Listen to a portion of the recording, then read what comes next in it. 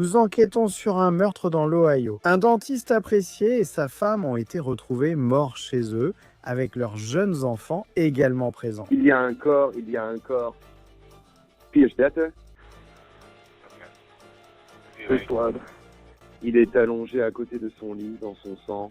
Nous venons de recevoir les appels au 911 de la police. Les enfants du couple vont bien. Ils étaient dans la maison, indemnes, et la police recherche maintenant le meurtrier de leurs parents. Nous sommes sur l'affaire présentée par Law & Crime. Je suis Chris Stewart.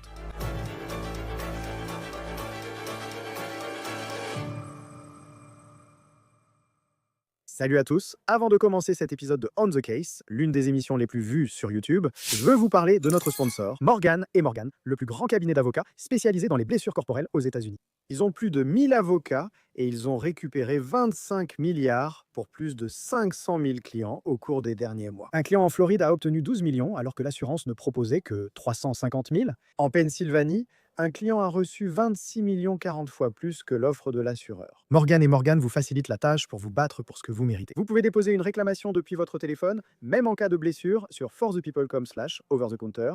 Vous pouvez également cliquer sur le lien ci-dessous ou scanner le code QR affiché à l'écran.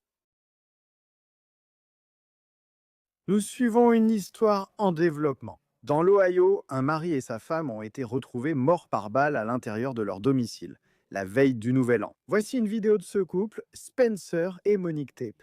Il s'agit en fait de leur vidéo de mariage. Filmée en 2021, ils semblent sur les marches de la maison où ils ont été retrouvés morts le 30 décembre. Entrons dans le vif du sujet.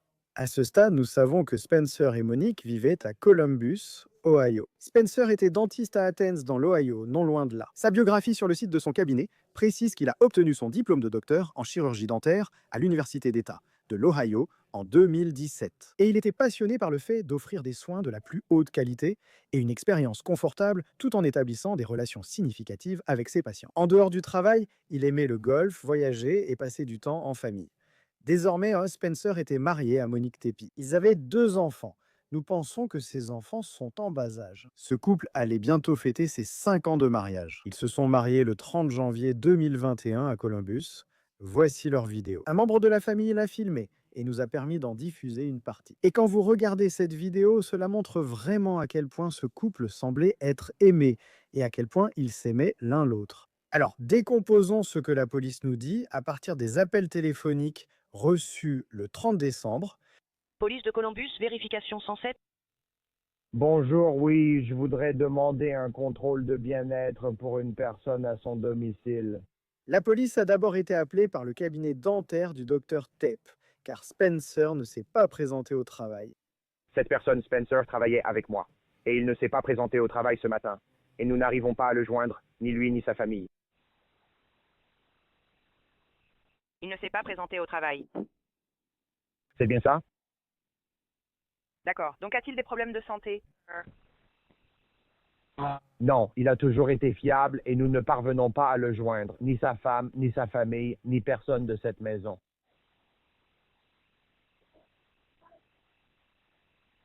D'accord. Ah. Ces 2 enfants dans la maison. Je suis en Floride, je possède l'entreprise. J'ai été informé par mes employés qu'il n'était pas au travail, et c'est lui qui gère le bureau. Cet appel a été passé vers 9 h du matin. Son patron dit qu'il est en vacances en Floride. Mais il recevait des appels de leur bureau parce que les gens ne voyaient pas Spencer se présenter. Et ils étaient très inquiets pour lui. Est-ce que vous avez reçu autre chose, comme des appels à son sujet, ou un accident de voiture, ou quelque chose comme ça? Non, parfois les gens ne viennent pas travailler. Il est peut-être malade, je ne sais pas. Comme le répartiteur le dit, il est fréquent que des gens ne viennent pas travailler, soit parce qu'ils ont trop dormi, soit parce qu'ils sont malades. Le patron de Spencer insiste sur un possible problème, car il ne manquerait jamais le travail sans prévenir. Je sais juste qu'il est le plus fiable. Il est toujours à l'heure, et il nous contacterait s'il y avait le moindre problème. Et il n'avait aucune maison à montrer, mais c'est comme, et nous sommes très très inquiets parce que ce n'est vraiment pas dans son caractère et nous n'arrivons pas à joindre sa femme, ce qui est probablement la chose la plus préoccupante. Donc, environ 21 minutes plus tard, À 9h22 du matin, le 30 décembre, un policier se rend chez Spencer et Monique. Aucune réponse au domicile du couple. Des amis inquiets se rendent alors chez le couple pour voir par eux-mêmes et ils disent avoir entendu les enfants TP à l'intérieur de la maison. Donc c'est un appel qui est arrivé vers 10h du matin. D'accord. Quelle est l'urgence là-bas? Police ou médicale? Peut-être les deux, je suppose, je ne sais pas. Je fais un peu de tout en ce moment. Nous avons reçu un appel là-bas. Ils ont frappé plusieurs fois à la porte d'entrée et à la porte arrière, mais personne n'a répondu. Oui, aucune réponse. J'entends des enfants et je crois en avoir entendu un crier. On ne peut pas entrer pour l'instant. Je ne sais pas s'il faut forcer la porte ou entrer ou quoi faire. Tu étais là-bas quand la police était là? Non, je n'y étais pas. Je viens juste d'arriver il y a environ 5 minutes. D'accord, très bien. Eh bien, on va le renvoyer vers vous. Puis un autre appel arrive au central. Celui-ci vient de quelqu'un avec qui Spencer travaille. Notre patron ne s'est pas présenté au travail. Nous n'avons pas pu le joindre depuis 3 heures. Nous sommes sur place et nous pouvons entendre quelqu'un, d'accord? J'ai parlé à quelqu'un là-bas. Je veux juste vérifier qu'on a appelé. Puis environ 5 minutes plus tard, un autre appel téléphonique. Mais c'est à partir de ce moment-là que l'histoire passe de l'inquiétude pour une personne qui ne s'est pas présentée au travail à une découverte terrifiante. Urgence. Quelle est l'adresse de votre urgence? 1411 North Force. D'accord, 1411 North Forth. Nous avons reçu plusieurs appels à ce sujet. Qu'est-ce qui a changé depuis? La dernière personne à qui j'ai parlé? Il y a un corps. Il y a un corps à l'intérieur. Ouais. D'accord, attends, une seconde. Laisse-moi te passer le médecin, d'accord. Au bout du fil. Pendant que l'appelant attend, on peut entendre ce qui ressemble à de jeunes enfants en arrière-plan. Et ça vous brise le cœur quand vous entendez cette histoire, parce que les enfants de TP ont été retrouvés à l'intérieur de la maison. La seule bonne nouvelle dans une telle histoire, c'est celle-ci. Les enfants n'ont pas été blessés, mais des gens pouvaient potentiellement les entendre pleurer à l'intérieur de la maison pendant qu'ils attendaient l'arrivée des policiers. Il y a un corps. Notre ami ne répondait pas à son téléphone. Après un long voyage en bateau, nous venons d'arriver ici et l'endroit semble mort. Son sang, il est allongé à côté de son lit, hors de son lit, dans son sang. Je ne peux pas m'approcher davantage. Il verrait plus que ça. D'accord, on voit bien qu'il ne respire pas ou quoi que ce soit. Ouais. Est-ce que ces gens, tu sais, ils ressemblent à quoi? Ça ne fait pas de flaque. Je ne peux pas regarder, d'accord? D'accord, je comprends. D'accord. Quand quelqu'un lui a-t-il parlé pour la dernière fois? Comme hier, je suppose hier, d'accord? Quel âge a-t-il? 37. Est-ce qu'il consomme de la drogue ou quelque chose comme ça? Non. D'accord, très bien. C'est juste que c'est vraiment un très jeune âge. Oui, je comprends. D'accord, merci. Très bien, nous sommes en route. Donc, cet ami inquiet dit qu'il a vu le corps de Spencer à l'intérieur de la maison. Notre équipe pense qu'ils entendent des enfants à l'intérieur. Todd, tu as entendu l'un d'eux crier. Nous recevons maintenant un nouvel appel signalant un corps à l'intérieur, celui de Monsieur David Coffey. Nous avons aussi des enregistrements où la police annonce à la radio qu'elle aura besoin d'unités pour aller à cette maison. On informe les pompiers de Chicago qu'il est au sol près du lit avec du sang à côté. Lorsque la police est entrée, elle a trouvé Spencer et sa femme morts. VS1PAX TV rapporte que le docteur TP a reçu plusieurs balles et que Monique a été blessée par balle à la poitrine. Pour l'instant, la police ne possède pas l'arme du crime. Ils ne pensent pas à un meurtre-suicide, mais croient que quelqu'un est entré dans la maison et a tiré. On pense, simplement d'après les appels au 911, que Spencer a été retrouvé mort dans son lit. Nous n'avons aucune information sur l'endroit où Monique aurait été retrouvée dans la maison. Mais il est également important de noter que la police affirme qu'à ce stade, il n'y avait aucun signe d'effraction dans la maison, ainsi que les enfants du couple. Ils étaient indemnes. La grande question reste, qui a pu faire ça? Il y a énormément de chocs en ce moment et beaucoup de gens essaient de comprendre pourquoi quelque chose comme ça arriverait. En regardant cette vidéo de mariage, on voit que ce couple était aimé de beaucoup. C'est un dentiste à Spencer TP qui était apparemment très apprécié sur son lieu de travail. À tel point que son absence au travail a suscité beaucoup d'inquiétude chez ses collègues parce que, comme le dit son patron, il adore le cabinet. Maintenant, il y a un indice dans un rapport du répartiteur de la police dont je veux parler avant de vous dire cela. Et alors qu'on essaie de reconstituer la question de savoir qui aurait pu tuer un mari et une femme qui semblait être aimée de tant de personnes. Je vous montre ceci car un membre de la famille l'a posté sur Facebook. Mon frère et ma sœur étaient les meilleurs. Je n'arrive tout simplement pas à croire que quelqu'un ait pu faire ça.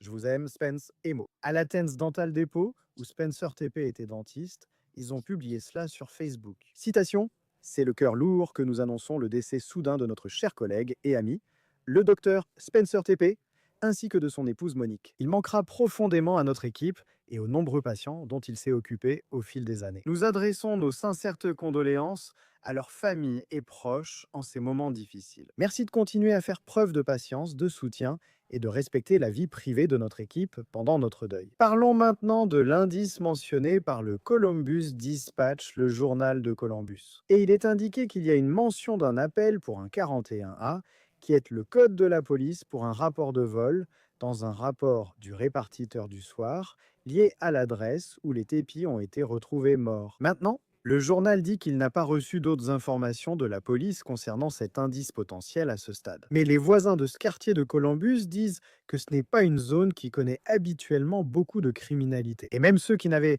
pas de relation avec les tépis disant qu'ils semblaient être une famille tout à fait normale. Maintenant, quelques autres indices potentiels pour les forces de l'ordre. Quand on regarde la vidéo de la maison, on peut voir qu'il y a une sorte de sonnette connectée sur la porte. Il faut donc se demander ce que la police a pu obtenir grâce à cela. Le Columbus Dispatch précise aussi qu'une caméra de police est installée sur un poteau électrique. À quelques centaines de mètres de la maison des Tep, au coin de la 4e rue et de l'avenue Est 8 à Columbus, la maison des Tep était sur la 4e rue. Maintenant, le journal dit que la police n'a pas encore précisé si cette caméra de surveillance a enregistré quelque chose ou si elle était en état de marche, le jour où les TP ont été tués. Rejoignez-nous pour discuter de cette affaire dans l'Ohio avec Tom Smith, ex-détective du New York Police Department. Heureux de vous avoir sur Law and Crime. Beaucoup de questions restent sans réponse.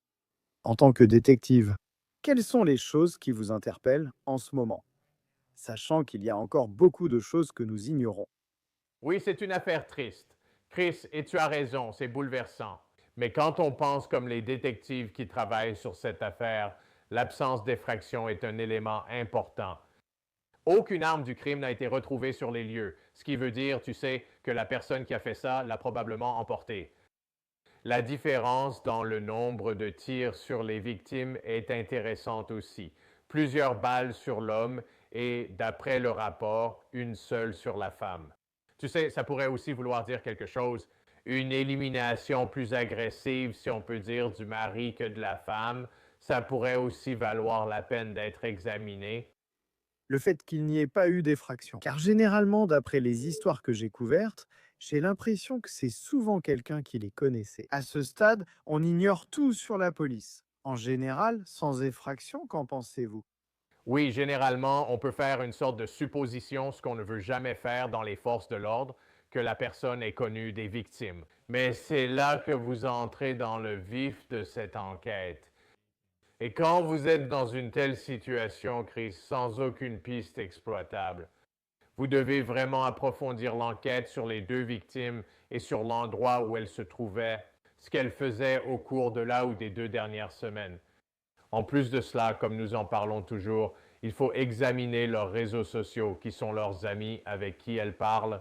Quelles discussions ont-elles eues avec des personnes de leur entourage? Vous savez, tout ce qui concerne les relations passées va évidemment être examiné dans ce contexte. Il y a donc toute une série de pistes et de directions qui vont être explorées dans le cadre de cette enquête dans les jours et les semaines à venir. Le Columbus Dispatch a rapporté qu'un code de la police avait été utilisé lors de l'appel signalant un vol. Je ne sais pas si c'était juste un opérateur qui a noté quelque chose ou s'ils enquêtent vraiment. Mais quand il y a des vols, vous savez, des cambriolages à domicile, vous le savez. Aucun signe d'effraction en partie. Je veux dire, quels sont certains des indices que vous verriez si c'était un vol? Eh bien quoi? L'état de l'appartement était comment? Oui, vous avez 2 corps sans vie. J'ai compris, mais il faut regarder plus en profondeur dans l'appartement. Est-ce que quelque chose a été fouillé? Est-ce que quelque chose a été saccagé? Un coffre-fort était-il ouvert?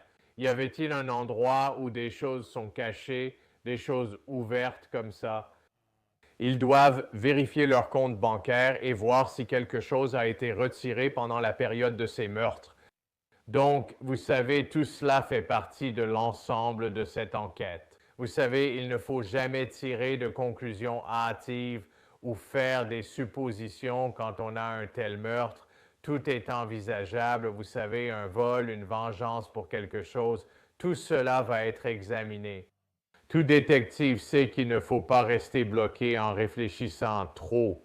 Je pense que cela s'est produit alors que l'inverse aurait pu arriver. Donc, garder l'esprit ouvert dans le cadre d'une enquête comme celle-ci va être très important. Nous savons simplement grâce à cet appel au 911 que Spencer, le dentiste, a été retrouvé dans la chambre. Ce n'est pas clair. On ne sait pas où Monique, sa femme, a été retrouvée. Est-ce qu'ils n'ont simplement pas vu un deuxième corps? Et puis ils font cette découverte en entrant dans la maison. Mais le fait qu'au moins l'un d'eux était dans la chambre, qu'est-ce que ça vous dit? Au moment où vous tentez de tout rassembler. J'en viendrai à la conclusion que la personne qui a fait ça les a surpris et est peut-être entrée dans la maison sans qu'ils le sachent, ce qui, encore une fois, fait partie des éléments à examiner. Vous savez, si quelque chose s'était passé à la porte d'entrée, juste à l'entrée, on pourrait supposer qu'il y a eu une sorte de confrontation à cet endroit.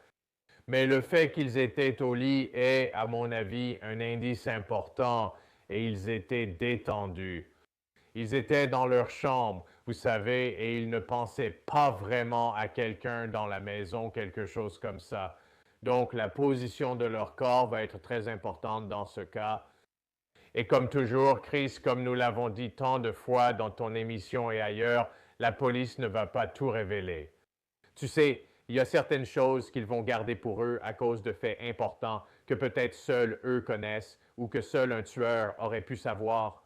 Et ils ne vont pas le rendre public tout de suite. Donc, dans les prochains jours, on va aussi se heurter à ça. Parce que pour moi, et pour un esprit non entraîné, quand il s'agit de ce genre de choses. Mais c'est là que vous savez qu'il n'y a aucun signe d'effraction. Ce qui vous pourriez penser que quelqu'un frappe à la porte et que vous le connaissez, alors il entre dans la maison. Mais en même temps, s'il est dans la chambre, vous voyez, ça vous fait penser que c'est quelque chose qui s'est passé pendant qu'il dormait. Et on ne sait pas, on sait ça. Par exemple, l'appelant du 911 a parlé avec lui la veille, puis les appels au 911 ont eu lieu le lendemain. S'il ne vient pas travailler vers 9 heures, donc j'imagine, comment tu expliques dans la chambre où il aurait pu dormir? Mais en même temps, il n'y a aucun signe d'effraction. Je veux dire, à part peut-être qu'ils ne ferment tout simplement pas leurs portes la nuit, ce que beaucoup de gens, j'ai l'impression, ne font pas. Oui, ça pourrait très bien être aussi simple que ça. Une partie dépendra des autopsies et de la détermination précise de l'heure du décès.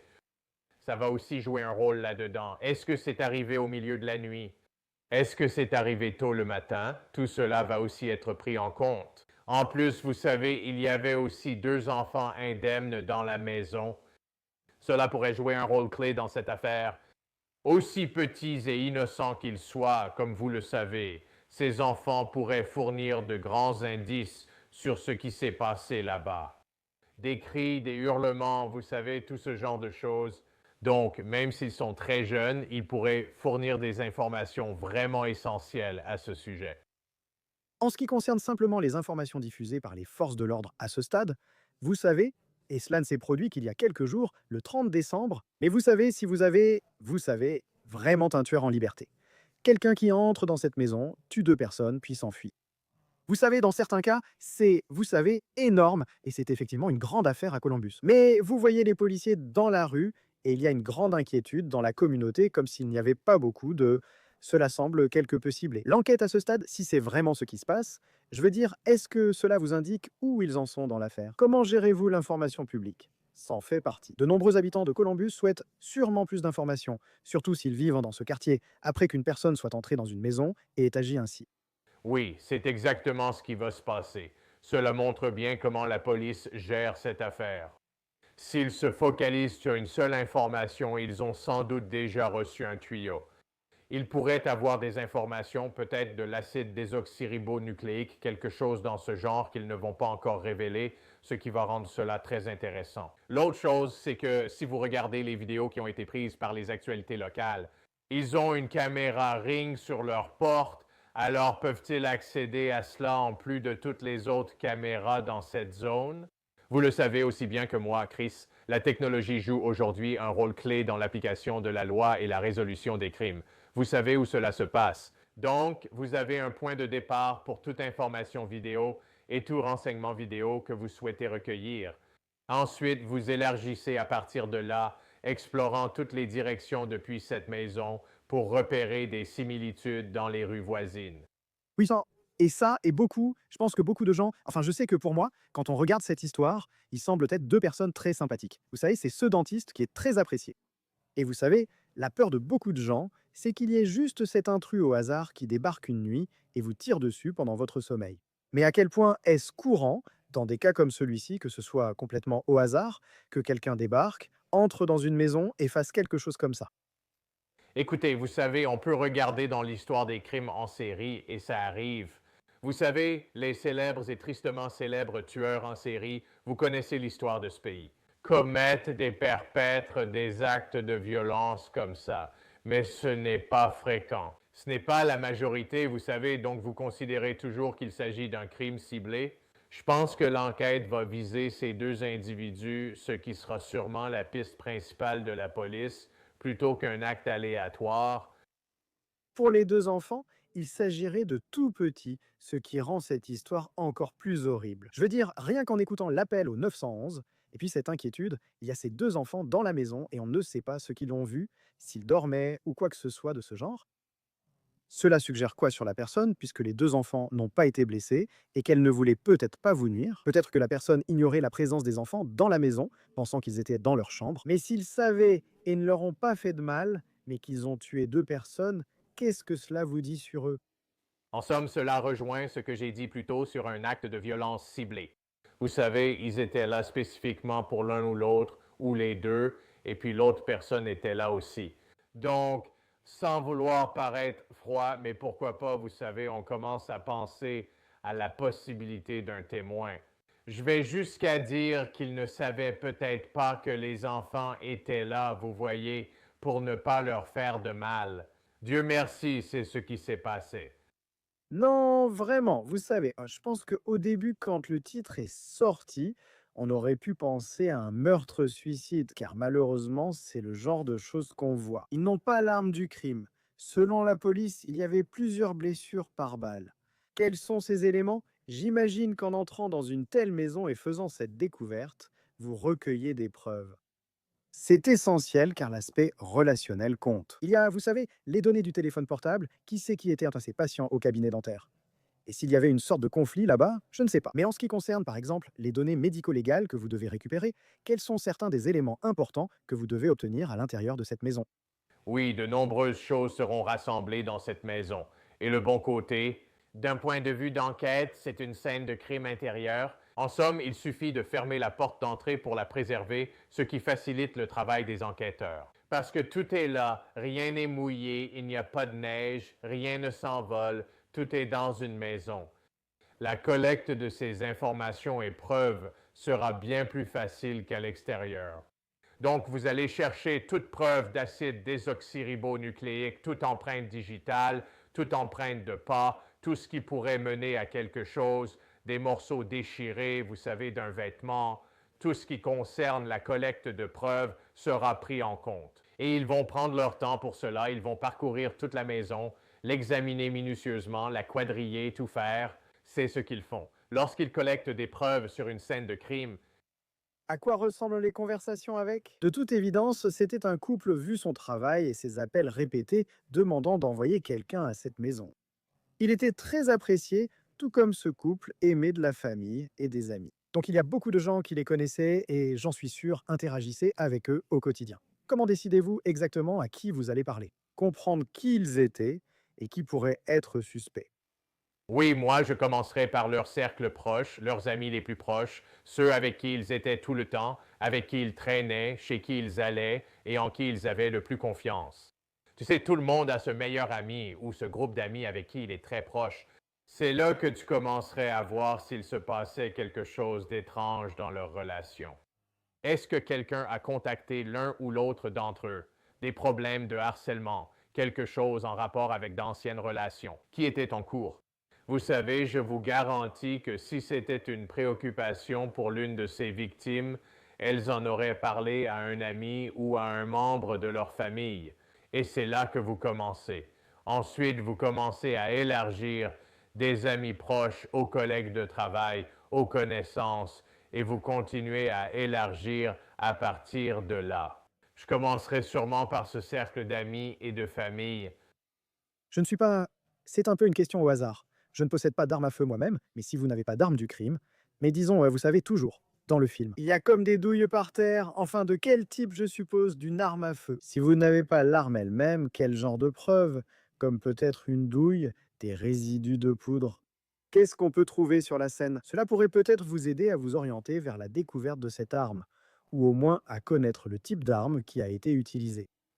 Eh bien, la collecte des douilles, si elles étaient au sol, si elles ont été laissées sur la scène, vous allez les ramasser parce qu'il pourrait y avoir des preuves acides désoxyribonucléiques dessus. Parce que pour charger cette arme, vous appuyez sur cette douille, soit pour la mettre dans une chambre, soit pour la mettre dans un chargeur. Donc, la possibilité que des preuves acides désoxyribonucléiques, comme une empreinte digitale, se trouvent sur ces douilles existe. L'autre partie concerne les balles elles-mêmes. Lors de l'autopsie, les balles elles-mêmes vont être retirées des victimes ou si elles sont dans un mur ou autre chose pour obtenir les marques de rotation et d'identification précises de ces projectiles afin d'identifier ensuite l'arme exacte qui a été utilisée. Oui, c'est une affaire très triste et traumatisante. On pense à ces enfants et c'est sûrement un mystère à Columbus, Ohio. L'ancien détective du New York Police Department, Tom Smith. C'est toujours un plaisir de vous avoir sur Law and Crime. Merci d'être avec nous. Merci pour l'invitation, Chris. Bonne année. Nous continuerons à suivre cette affaire de près. C'est tout pour l'affaire présentée par Law and Crime. Abonnez-vous à notre chaîne YouTube et à Spotify. Je suis Chris Stewart. On se retrouve la prochaine fois.